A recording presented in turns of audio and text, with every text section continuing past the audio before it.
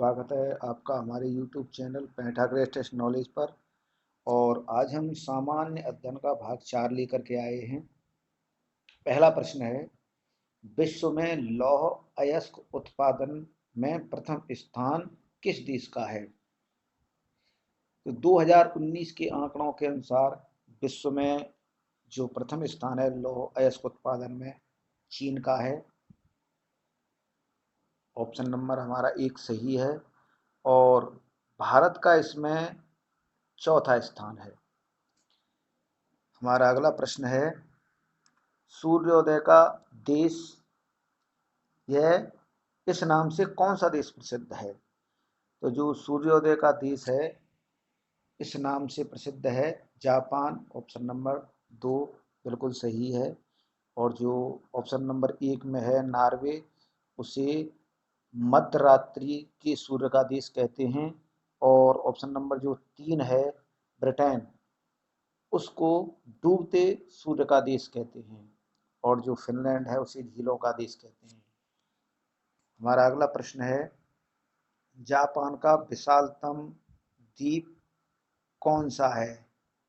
तो जापान का सबसे बड़ा द्वीप है वो ऑप्शन नंबर आपका 4 है, होन्शु। ऑप्शन नंबर 4 है वो बिल्कुल सही है। जापान में 4 प्रमुख द्वीप हैं, होकोंडा, होन्शु, शिकोकू और क्यूशू। जो सबसे बड़ा द्वीप है वो होन्शु है और इसका जो क्षेत्रफल है वो 2,27,414 वर्ग किलोमीटर है। जापान को जापानी भाषा में निप्पन कहते हैं और ऐसा माना जाता था कि हौदरी उत्तर कोरिया का क्षेत्र था। हमारा जो अगला प्रश्न है, भारत में जनसंख्या दृष्टि से सबसे विरल प्रदेश कौन सा है? भारत में जनसंख्या घनत्व की दृष्टि से सबसे विरल प्रदेश कौन सा है? तो इसमें ऑप्शन नंबर 4 है, जम्मू कश्मीर। बिल्कुल सही है। ऑप्शन नंबर 4 ये जो जनसंख्या घनत्व है उसकी दृष्टि से सबसे विरल प्रदेश है और इसका जो घनत्व है वो 124 प्रति वर्ग किलोमीटर है। अगला प्रश्न है, भारतीय संविधान की प्रस्तावना में धर्मनिरपेक्ष शब्द किस संशोधन के द्वारा जोड़ा गया? तो 1976 में 42वां संविधान संशोधन हुआ था और उसमें धर्मनिरपेक्ष यानी पंथ निरपेक्ष, समाजवादी और अखंडता शब्दों को जोड़ा गया था। ऑप्शन नंबर 1 बिल्कुल सही है। अगला प्रश्न है, संविधान निर्मात्री परिषद की झंडा समिति के अध्यक्ष कौन थे? तो संविधान निर्मात्री जो परिषद थी उसमें झंडा समिति के अध्यक्ष जो यहाँ पर बताया गया है, यूपीपीसीएस परीक्षा में जिस उत्तर को माना गया था वो डॉक्टर राजेंद्र प्रसाद, यानी ऑप्शन नंबर 2 बिल्कुल सही है। और वैसे कुछ किताबों में जेबी कृपलानी को भी झंडा समिति का अध्यक्ष बताया जाता है। ऑप्शन अगला प्रश्न है, आकस्मिकता निधि को राष्ट्रपति कैसे व्यय कर सकता है? आकस्मिकता निधि होती है उसको राष्ट्रपति कैसे खर्च कर सकता है? तो आकस्मिकता निधि को खर्च करने के लिए राष्ट्रपति को हमेशा संसद की जो स्वीकृति होती है उससे पूर्व वो उसको खर्च कर सकता है। ऑप्शन नंबर 3 हमारा सही है। और अगला प्रश्न है, भारतीय संविधान में अवशिष्ट शक्तियां किस में सन्निहित हैं? तो भारतीय संविधान में जो अवशिष्ट शक्तियां हैं वो संसद को प्राप्त हैं, उसके अधीन हैं। 3 तरीका की शक्तियां हैं जो आपकी 7वीं अनुसूची है उसमें केंद्र सूची है, राज्य सूची है और समवर्ती सूची है, और उसके बाद जो अन्य विषय बचते हैं वो संसद के अधीन हैं। ऑप्शन नंबर हमारा 4 सही है। अगला प्रश्न है, सॉलिसिटर जनरल निम्न में से क्या होता है? तो जो सॉलिसिटर जो जनरल होता है वो कानूनी सलाहकार होता है केंद्र सरकार का, और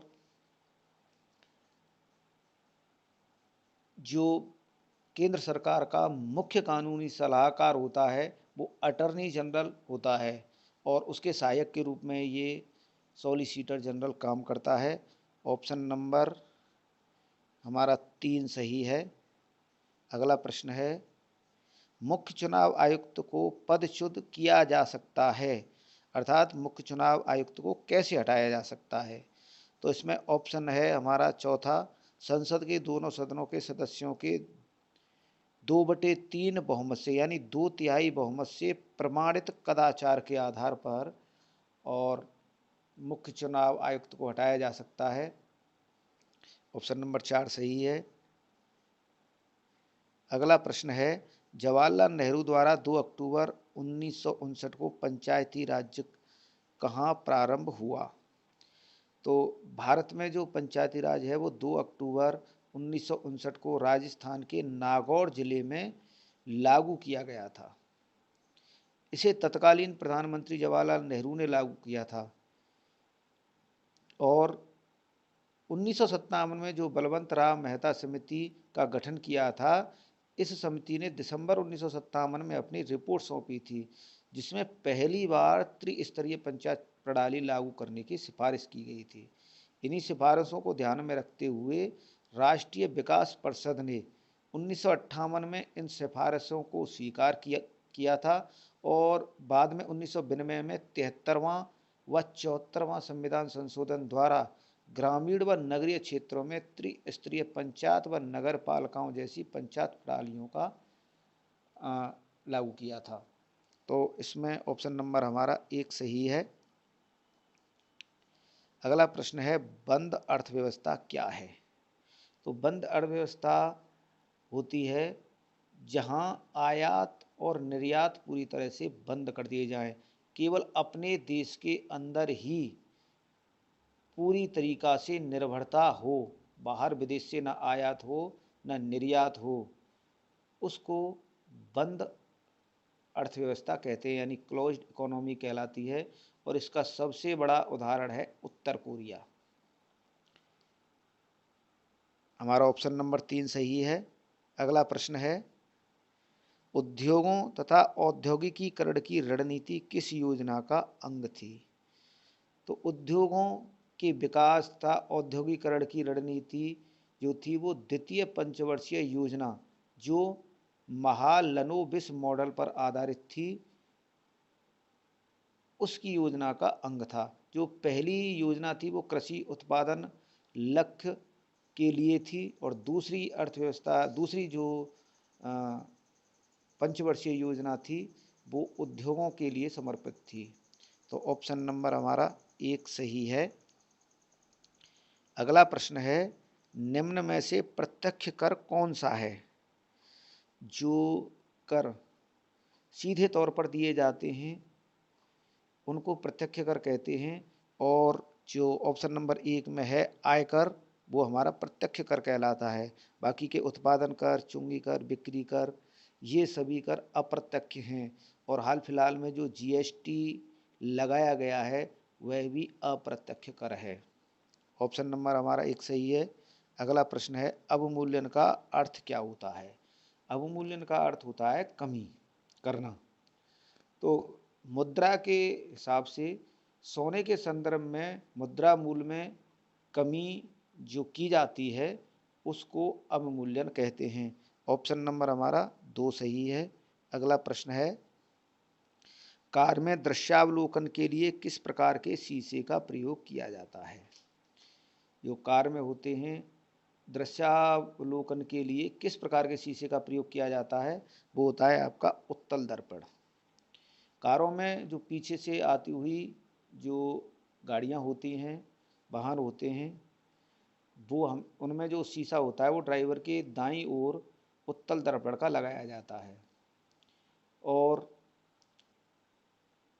जो ये दर्पण के पीछे आभासी सीधा तथा वस्तु से छोटा प्रतिबिंब बनाता है और इसका काफ़ी बड़े क्षेत्र की वस्तुओं को एक छोटे से क्षेत्र में यहाँ पर बन जाती है, जिस कारण इसे मोटर वाहन जैसे कार तथा बसों में चालक के बगल के पीछे के जो ट्रैफिक होता है उसे देखने में सुविधा होती है।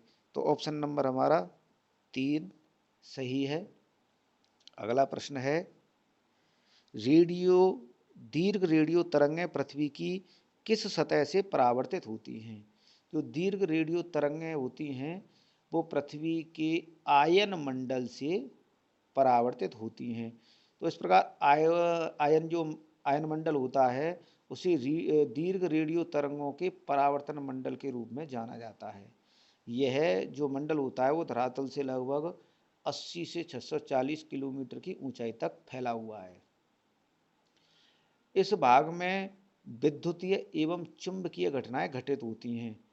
ब्रह्मांड किरणों का परीक्षण भी आयन मंडल में ही होता है।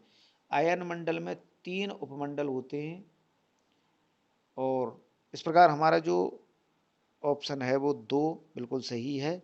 अगला प्रश्न है, निम्न में से किस पौधे में फूल नहीं होते हैं? यानी फूल विहीन पौधा इसमें से कौन सा है?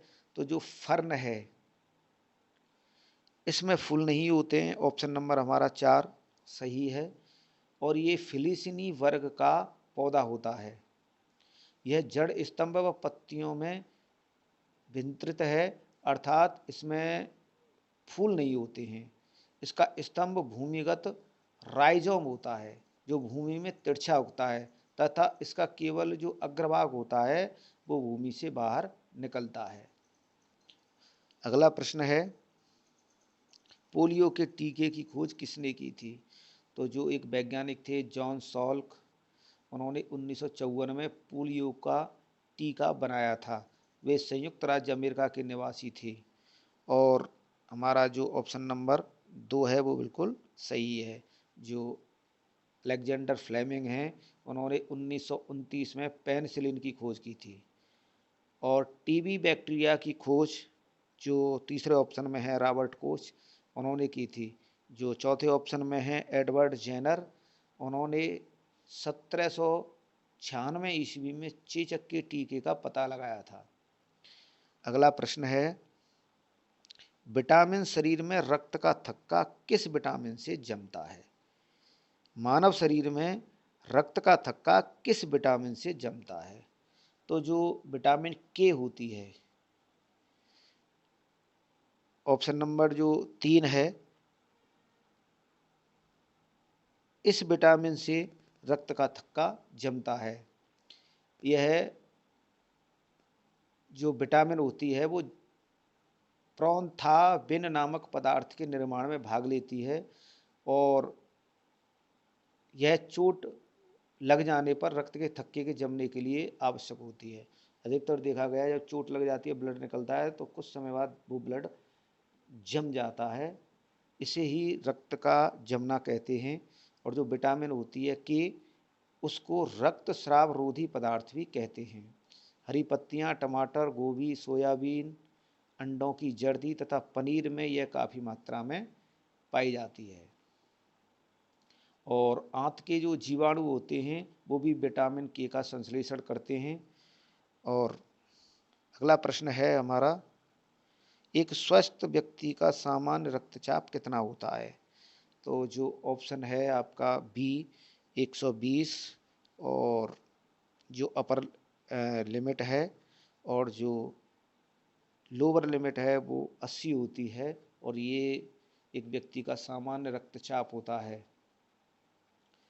जो 80 और 120 ये होते हैं, इनको HG में नापा जाता है। यानी 120 HG अपर लिमिट और 80 HG लोअर लिमिट।